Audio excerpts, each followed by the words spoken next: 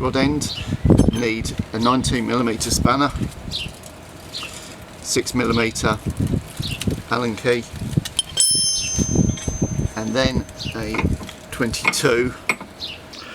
One thing I've noticed having removed the shock absorber is that the track rod end rubber is quite perished, so I have a new one to fit. You can see the old track rod end, why it needs changing, because the rubber had perished, so all the lubrication was leaking out.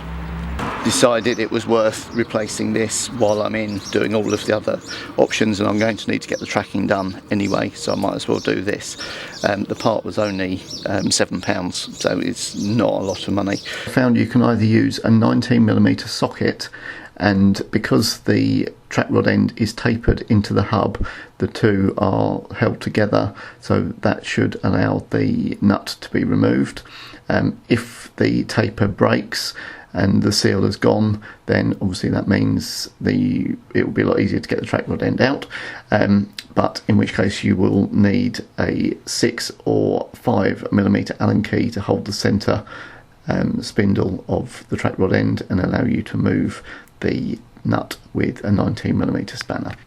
I actually found that the Allen key wouldn't fit, it had rounded off, so I needed to use an angle grinder to remove the nut off the bottom of the track rod end anyway. What's also a good idea before you remove the nut completely is to undo the other end of the track rod end while it's actually attached here, so it stops this part spinning round.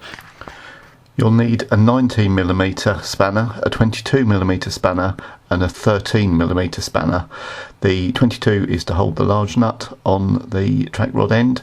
The 19 is for actually turning the track rod end itself, and the 13 is for holding the track rod so that you can remove the track rod end from it. You may not need all of them depending on which of the nuts actually come off and loose easier. I had a problem with mine in that the nut underneath I couldn't undo. The Allen key was rounded in the centre, so it wouldn't hold it, and the nut was just spinning, so I've had to use an angle grinder to remove that. But what you will need is the 22mm spanner, and if you have that on the arm side of the joint, you'll be able to turn the arm and make sure you leave the track rod end in the hub, and you'll then be able to turn that, and it will allow you to then remove it.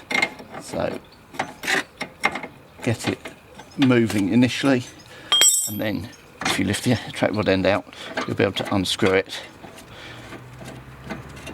and fit the new one on.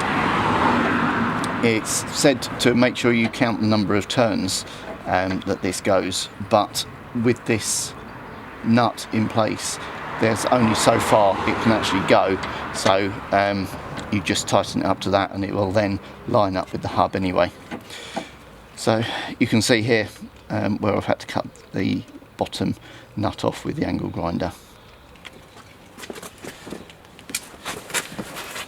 Here we have the new track rod end. The important thing to note is that they are handed or sided, so you just need to make sure that you get the one that is shaped for the right side. So we just need to fit the new one. It's just a case of turning it, and one thing we just need to do at the end is use the 22mm spanner just to finely tighten it.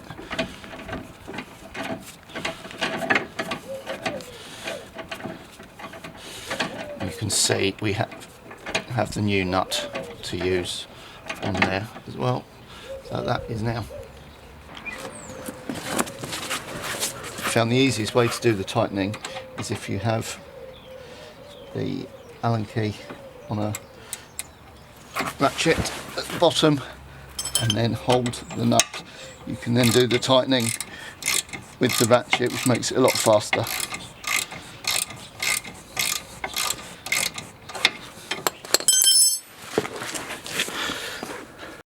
Once it's in place, you just need to tighten up the 22mm nut.